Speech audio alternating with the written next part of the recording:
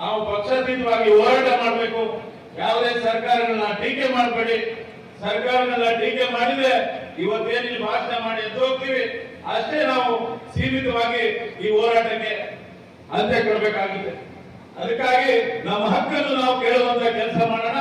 ಇದಕ್ಕೆ ಮುಖ್ಯಮಂತ್ರಿಗಳು ಉಪಮುಖ್ಯಮಂತ್ರಿಗಳು ಈಗಾಗಲೇ ಚರ್ಚೆ ಆಗಿದ್ದಾವೆ.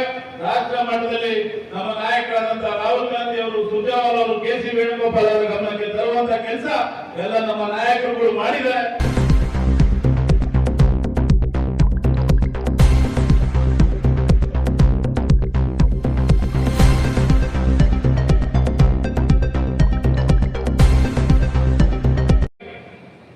ಇವತ್ತೇನು ನಮ್ಮ ಶಿವರಾಜ್ ಪಾಟೀಲ್ ಹೇಳಿದಾಗೆ ಮುಂದಿನ ಪೀಳಿಗೆಗೆ ಇವತ್ತು ನ್ಯಾಯವನ್ನು ಕೊಡಿಸಿ, ಇವತ್ತು ಸಮಾಜ ಇದ್ರೆ ನಾವು ನಮ್ಮಿಂದ ಸಮಾಜ ಇಲ್ಲ ಅಂತ ಹೇಳಿ ಸಂದರ್ಭದಲ್ಲಿ ಹೇಳಿಕೆ ಬಯಸ್ತೇನೆ.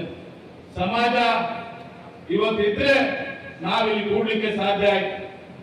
ಇವತ್ತು ಸಮಾಜದ ಜೊತೆಗೆ ನಿರಂತರವಾಗಿ ನಮ್ಮ ಏನಿವತ್ತು ಕಾಂಗ್ರೆಸ್ನಿಂದ ಯಾರ್ಯಾರು ಆಯ್ಕೆ ಆಗಿದ್ದಾರೆ, ಶಾಸಕರು ಇರ್ಬೋದು, ವಿಧಾನ ಪರಿಷತ್ ಸದಸ್ಯರು ಇರ್ಬೋದು, ಇವತ್ತು ಸಚಿವರುಗಳು ಇರ್ಬೋದು, ಎಲ್ಲರ ಇದ್ರ ಬಗ್ಗೆ ಈಗಾಗಲೇ ರಾಷ್ಟ್ರೀಯ ನಾಯಕರು ಗಮನಕ್ಕೂ ತಂದಿದ್ದೀವಿ. ಇವತ್ತು ಹೋರಾಟದ ಜೊತೆಗೆ ನಿರಂತರವಾಗಿ ಒಬ್ಬ ಸಮಾಜದ ಮನೆ ಮಗನಾಗಿ ಈ ಸಮಾಜ ಏನ್ ಹೇಳುತ್ತೆ ಅದನ್ನ ಮಾಡುವಂತ ಕೆಲಸ ನಾನು ಪ್ರಾಮಾಣಿಕವಾಗಿ ಮಾಡ್ತೀನಿ.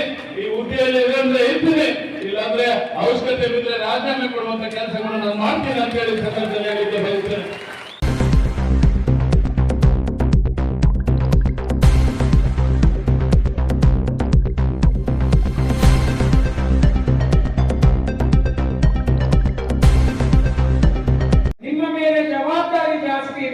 ಅದಕ್ಕಾಗಿ ಹೇಳ್ತೇವೆ, ನಮ್ಮ ಮಂತ್ರಿಗಳು, ಶಾಸಕರು ಇದರಲ್ಲಿ ನಮ್ಮ ಶಾಸಕರು ಬರಬೇಕಾಗಿದೆ. ಸಮಾಜ ಇದ್ದರೆ ನಾವು, ಇಲ್ಲಾಂದ್ರೆ ಇಲ್ಲ.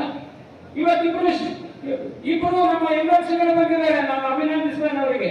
ಇಷ್ಟು ಧೈರ್ಯವಾಗಿ ಬಂದಿದ್ದೀರಲ್ಲ, ನನ್ನ ಹೃತ್ಪೂರ್ವಕ ಅಭಿನಂದನೆ ನಿಮಗೆ. ಕೇಳಿದ ಬಸವರಾಜ್, ನನ್ನ ಸ್ಥಾನಕ್ಕೆ ರಾಜೀನಾಮೆ ಕೊಡಬೇಕಾದ ಪರಿಸ್ಥಿತಿ ಬಂದರೆ ಕೊಡ್ತೀನಿ ಅಂತ. ನೀವೆಲ್ಲ ಶಾಸಕರು ಮಂತ್ರಿಗಳು ಕೊಡ್ತೀವಿ ಅಂದ್ರೆ ಅವ್ರ ರೊಕ್ಕ ಮಾಡ್ತಾನ, ಇದಲ್ಲ ಯಾವಾಗ ಬಂದು ಮಾಡ್ತಾನ. ಈ ಧೈರ್ಯ ನಾವು ತೋರಿಸ್ತಾ ಇರೋದ್ರಿಂದ ಇವತ್ತು ನಮಗೆ ಈ ಪರಿಸ್ಥಿತಿ ಬಂದು ನಿಂತಿದೆ. ಇವತ್ತು ಈ ದೇಶ ರಾಜ್ಯದಲ್ಲಿ ಒಕ್ಕಲಿಗರನ್ನ, ಲಿಂಗಾಯತರನ್ನ ಬಿಟ್ಟು ಮುಖ್ಯಮಂತ್ರಿ ಆಗಲಿಕ್ಕೆ ಯಾರೊಬ್ಬರಿಗೂ ಸಾಧ್ಯ ಇಲ್ಲ, ಯಾರೊಬ್ಬರಿಗೂ ಸಾಧ್ಯ ಇಲ್ಲ. ನಾವು ಕೈ ಜೋಡಿಸಿದಾಗ ಮಾತ್ರ ಮುಖ್ಯಮಂತ್ರಿ ಆಗ್ತೀರಿ. ಅದನ್ನ ನೆನಪಿಡಬೇಕು ಎಲ್ಲ ಪಕ್ಷಗಳು ನೆನಪಿಡಬೇಕು. ಇವತ್ತು ಕಾಲ ಬಂದಿದೆ. ಈಗಾಗಲೇ ಒಕ್ಕಲಿಗ ನಾಯಕರು, ಲಿಂಗಾಯತ ನಾಯಕರು ಸಭೆ ಮಾಡ್ತಾ ಇದ್ದಾರೆ. ಮುಂದೆ ನಮ್ಮ ಹೋರಾಟ ಹೇಗಿರಬೇಕು ಅನ್ನೋದು.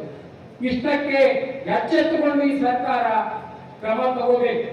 ನಮ್ಮ ಸಮಾಜ ಇದ್ರೆ ನಾವು ಅಂತಕ್ಕಂಥದ್ದು ಏನಿದೆ ಅಲ್ಲ, ಎಲ್ಲವನ್ನ ಬದಿಗಿಟ್ಟು ನಾವು ಹೋರಾಟ ಮಾಡುವ ಅನಿವಾರ್ಯತೆ ಬಂದು ನಿಂತಿದೆ.